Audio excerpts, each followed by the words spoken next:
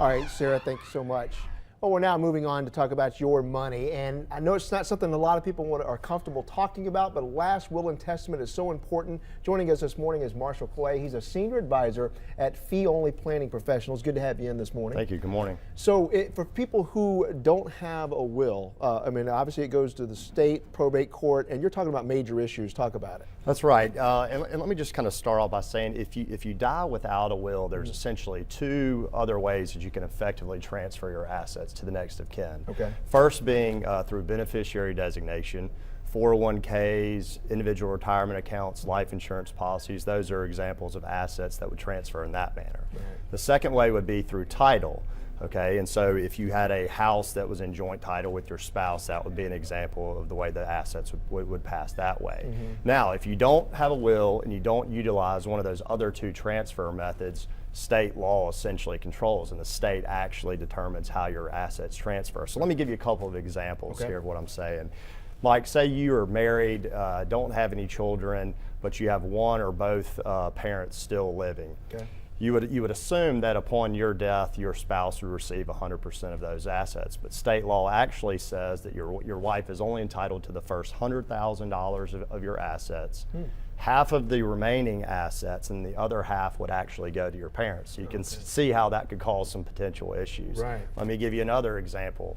You're married, you actually have children. Again, you would think that upon your death, 100% of your assets would transfer to your spouse in order to take care of your children. But in fact, your wife in that scenario is only entitled to the first $50,000.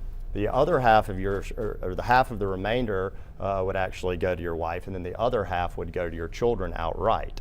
So if there's minor children involved, that could create some additional issues, and in that case, the court would likely appoint a conservator, which is essentially a financial custodian for the assets, and they would essentially oversee those assets until that child reaches the age of majority, which in Alabama is age 19. So there's a number of different scenarios or some additional scenarios out there, but this is just to highlight the importance of these estate planning documents and how if you don't execute them, it can leave you with a less than ideal situation. Well, and I would call them gotcha moments that you don't want your family to have to deal with after you pass away. But you know, how easy is it to get a will? I know obviously people can hire an attorney, but I know there's also some online services that provide those. And you know, would they apply in every state like Alabama? There are some additional online options that are out there. The problem is that most people don't know what they don't know, so your best choice is still to seek out an attorney who specializes in estate planning documents. And I know there's a lot of hesitancy out there about executing these wills. As you mentioned earlier, a lot of people have a hard time confronting their own mortality. Right.